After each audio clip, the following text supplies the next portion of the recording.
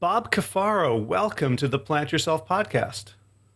Thank you very much, Howard. It's a pleasure to finally hook up with you, voice to voice, so to speak.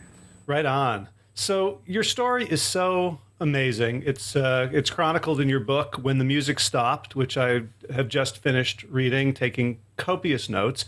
And there's so much wealth of experience, of information in there. But I wonder if you just start by just giving us, the basic framework of your story.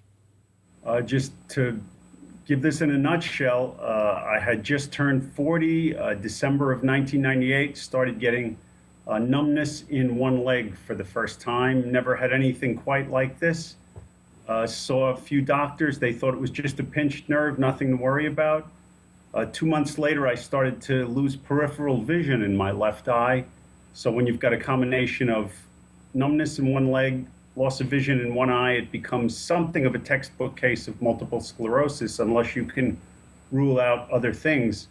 I saw my first neurologist then. This was February of '99. He said, as a matter of fact, yes, you have multiple sclerosis. I didn't want to believe this. I got a second opinion, and 2 months later, they found lesions in my spinal cord, 3 small lesions.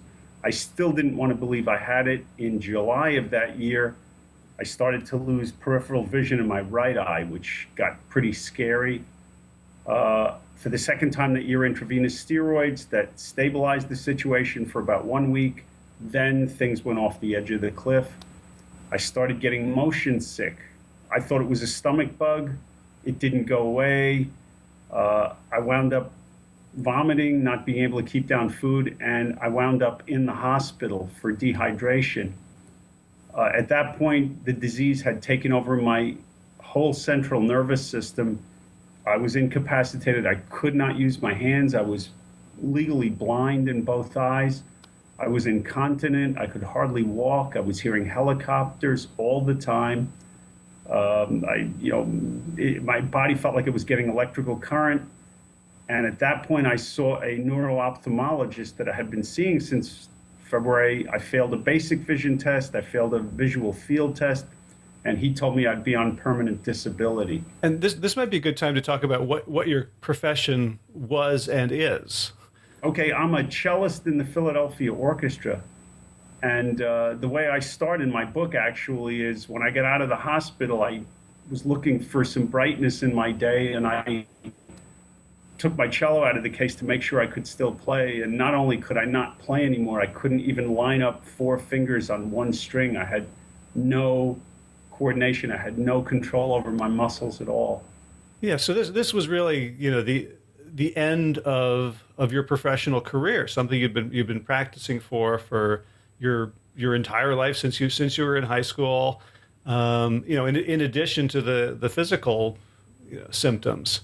Sure, yeah, and it was literally game over. And just for those who say, well, he didn't beat MS because he's obviously been misdiagnosed. I had seen 5 neurologists and 1 neuro-ophthalmologist that year, and I had over 50 lesions in my brain and 1 in my spinal cord that was 3.5 centimeters in length, and they were completely debilitating. It cut off my entire central nervous system from my brain. Right. Now, so at that point, and one spoiler is we're having this conversation. Another spoiler is that people said, they doubt that you actually beat MS. So we'll get to your journey. But at that point in '99, what did you write in the book that you were in denial for a long time?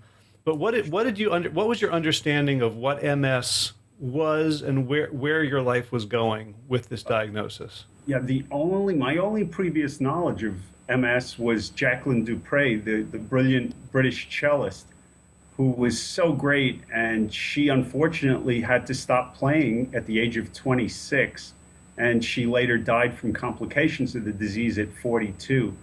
And she had one of the very most aggressive cases of the disease, and that was my only knowledge. So you can imagine a professional cellist in the Philadelphia Orchestra being told I have multiple sclerosis. Don't tell me this is not happening. And I tried to keep it very secret from my colleagues in the orchestra. I told them, I was misdiagnosed, during these these respite periods where the disease strikes and goes back into hiding. But come August of 1999, I was no longer in a state of denial, and I was no longer denying it to my colleagues. It was obvious. 3 people came to visit me in the hospital from the orchestra, and there was no more lying about it at that point.